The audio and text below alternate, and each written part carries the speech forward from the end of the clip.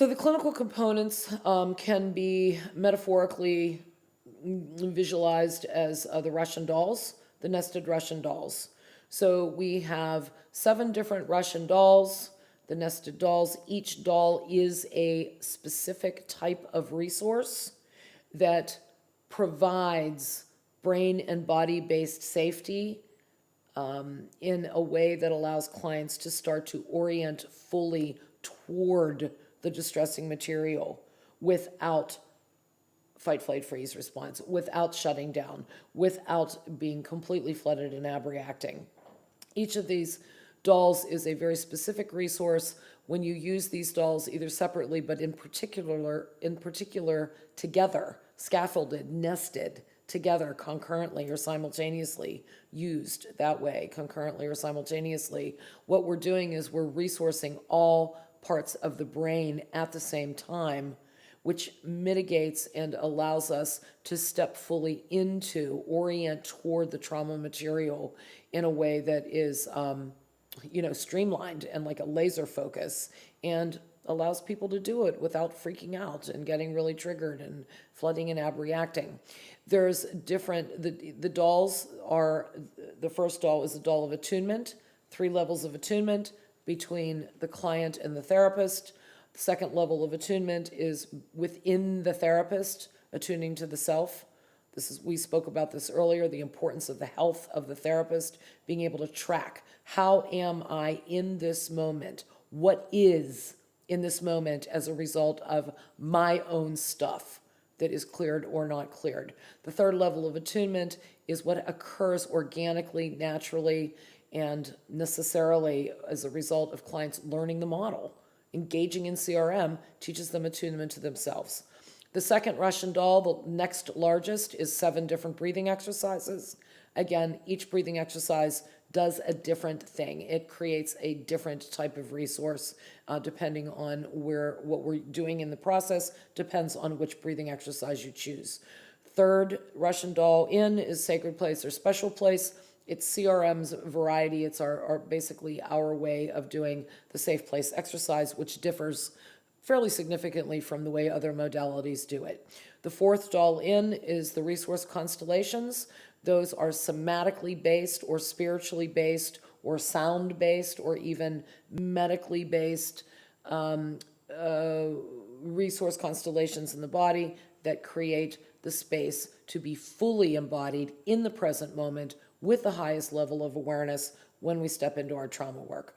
Fifth doll is the attachment doll. This is the resource of attunement and attachment in which we are focused on creating the neurobiology of secure attachment in the client, meaning the resource is created and developed within the client, not between the client and the therapist, not between the client and dead grandma, not between the client and the mom you wished you had, but in fact, inside the client. There's numerous ways to do this, and we engage the neurobiology of attunement and attachment to create a resource that allows us to process trauma from. The next doll is the distress doll. The distress in CRM is seen as a resource. We see distress work as absolutely imperative for growth. So for us, distress is a massive resource. It's huge. It's welcome. It is necessary in order for us to evolve, to expand, to grow, to change and reach our potential, the big T truths of our lives, which is, what is the light inside of us trying to express? Who are we really? What is our gift to ourselves? What is our gift to others? How do we step into that, embody that, and practically in our daily lives? And the distress doll allows us to do that by virtue of doing the truth of our life work, the survival terror work, and the other attachment to the perpetrator, locus of control, shift targets that we spoke about earlier. The last doll inside is the tiny little core self doll. It's the Russian doll that doesn't open anymore because there is nothing more than that. That is primary self. It is a being state. It is not a doing state. It is not the state of compassionate, caring, curious clarity. Our core self is simply being.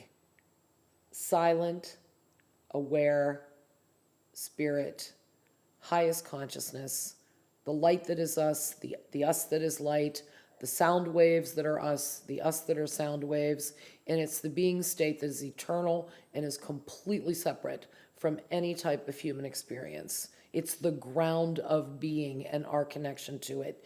That happens to be the goal of CRM, is allowing people to reach that state of being, and not just reach it, but live it.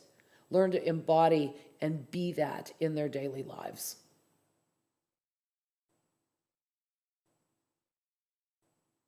Yes, there is a secondary resources also in addition to the primary. I will say the secondary resources are just as important and just as powerful. Those secondary resources are woven throughout the work, depending on what you need at the time. Again, in CRM, we're always asking ourselves, what does my client need in the moment? So we use intention, we use imagery. In our CRM book that is being published in the fall, we have the scientific foundation for intention and imagery, as well as toning from inside the client, sound coming in from earphones and sources of music that is produced specifically for CRM. We're working with sacred geometry, which is the building blocks of all organic life. And ancestral resources also are a part of those secondary resources. We're also using the natural world as a way to create even more a more multidimensional way of creating the neurobiology of belonging, of affiliation, of attachment, of connection to self and others in the world we live in.